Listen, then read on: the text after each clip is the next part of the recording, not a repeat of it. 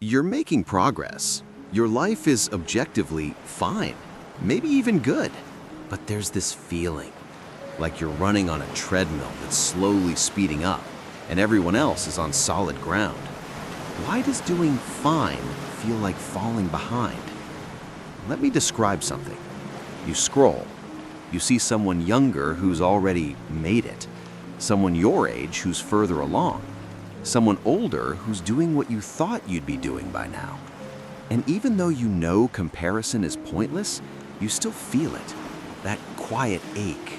Not jealousy exactly, more like evidence.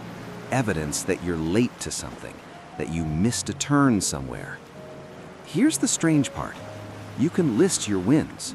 You know you've grown, but the feeling doesn't care about facts. It sits in your chest like a stone. Psychologists call this relative deprivation. It's the gap between where you are and where you feel you should be. Not based on reality, based on invisible benchmarks you didn't even choose. Here's what you need to know. You're not broken. You're not lazy. Your brain is doing exactly what it evolved to do. It's scanning for threats. And in the modern world, one of the biggest threats isn't a predator. It's social survival.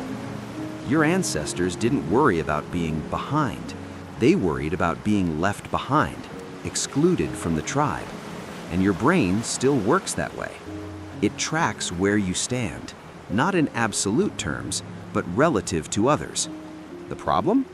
You're comparing your internal reality to everyone else's highlight reel, and your brain doesn't know the difference. Let's talk about what's actually happening inside your head. There's a system in your brain called the default mode network. It activates when you're not focused on a task. You're scrolling, daydreaming, lying in bed, and here's what it does. It runs simulations. It compares timelines. It asks, where should I be by now? But here's the problem. The data it uses is poisoned because modern life floods your brain with aspirational anomalies, the exceptions, the outliers, the 1%. Your brain sees these people and thinks, this is normal, this is the standard. It's called availability bias. The most visible examples feel like the most common ones. So your brain recalibrates. It raises the bar, and suddenly, fine feels like failure. So how do you fix this? Not with affirmations, not by pretending the feeling doesn't exist, but by rewiring the system. Step 1, name the phantom timeline. Write it down, the life you thought you'd have by now. Not to judge it, but to see it. Because most of the time, that timeline isn't even yours. It's absorbed from parents, from culture, from algorithms. When you externalize it, it loses power.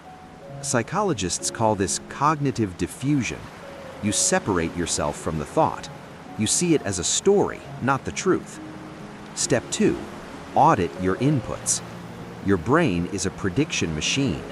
It builds models based on what it sees. If all you see is people peaking early, launching fast, winning young, your model will say, that's what success looks like. So change the data.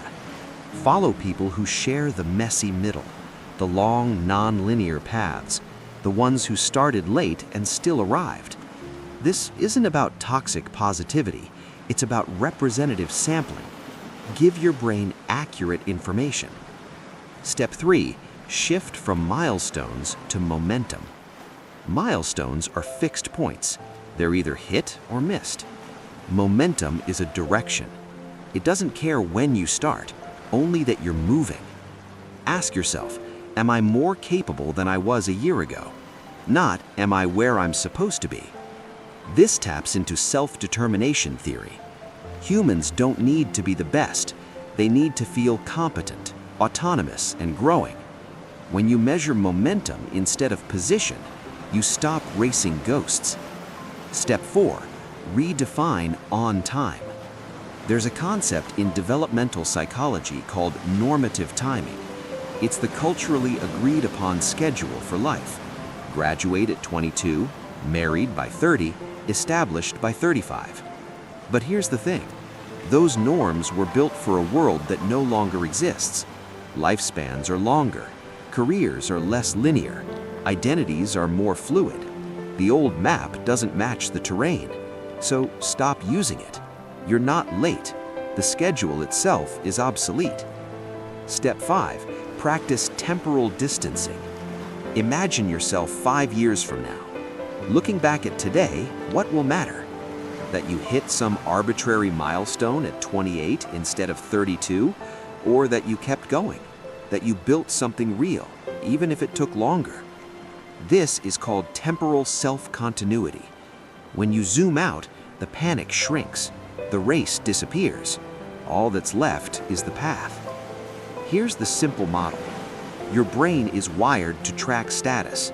Modern life hijacks that system with distorted data. You feel behind because you're measuring yourself against fictions. The fix isn't to stop comparing. It's to compare accurately, to the right people, to your past self, to reality, not fantasy. And to remember, there is no single timeline. There are 7 billion of them, and yours is allowed to be different. You are not behind. You are exactly where years of choices, circumstances, and chances have placed you. And from here, you can still go anywhere. The only race that matters is the one against who you were yesterday. And in that race, you're right on time.